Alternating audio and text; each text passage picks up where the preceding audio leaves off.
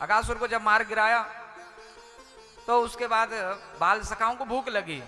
बाल सखाओं ने कहा कन्हैया बड़ा परिश्रम किया है, भूख लगी है, बैठ के एक जगह वनभोज करते हैं। एक जगह बैठे, चंद्राकार मंडल बनाया है, कन्हैया को बीच में बैठाया और सब ने अपनी अपनी पोटली खोली।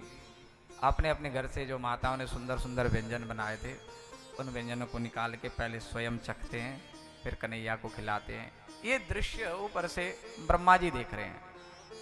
ब्रह्मा जी को मोह व्याप गया। ब्रह्मा जी ने विचार किया कि क्या यही जगत नियंता है, जिसके चरणों में जाकर के हम गुहार लगाते थे, जब भी विपत्ति आती थी तो हम जाकर के जगत नारायण बोल के हम इनको वंदन करते थे।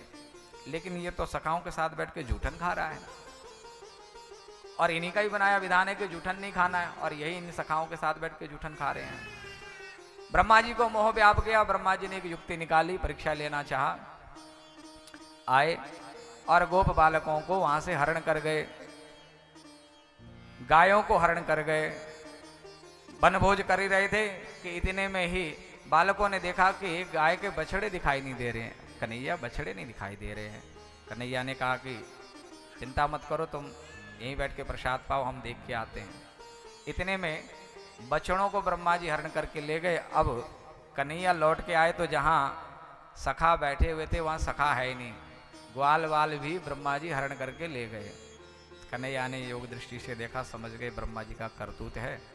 भगवान उतने ही रूप में वैसे ही वैसे गोप बालक, वैसे ही वैसे गाय के बछड़े बन के वहाँ उपस्थित हुए। ब्रह्मा जी जब तक अपने उस परिकर को छोड़ के आते ब्रह्मलोक में, कमल की पंखुड़ी में सुई से छेद करने में जितना समय लगता है, इतने समय में एक पल में भगवान ने ऐसी लीला करी।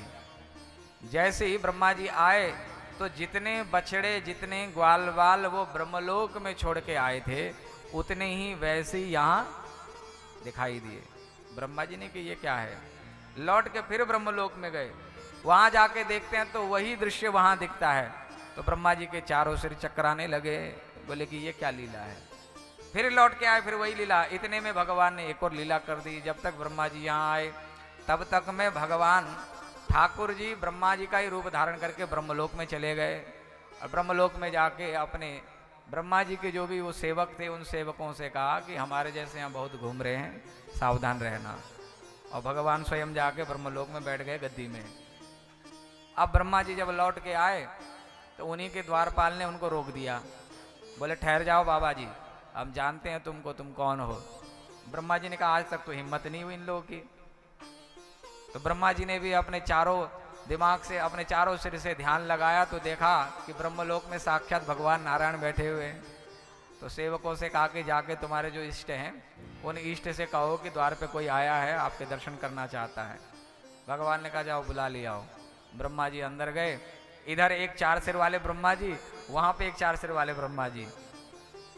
और ब्रह्मा जी ने क्या देखा, एक ही पल में भगवान जो ब्रह्मा जी की गद्दी में बैठे हैं चतुर्भुज रूप में बैठे हुए, और जितने ग्वाल वाल, जितने गैया के बछड़ों को हरण करके लाए थे सब चतुर्भुज रूप में हैं।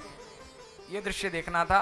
ब्रह्मा जी भगवान कृष्ण के चरणों में साष्टांग दंडवत करने लगे। प्रभु मेरे अपराध को क्षमा कीजिए, मैं आपकी महिमा को जान ना पाया। भगवान ने समझाया ब्रह्मा जी को, इस प्रकार की लीला करी। 1 वर्ष तक ये लीला चली।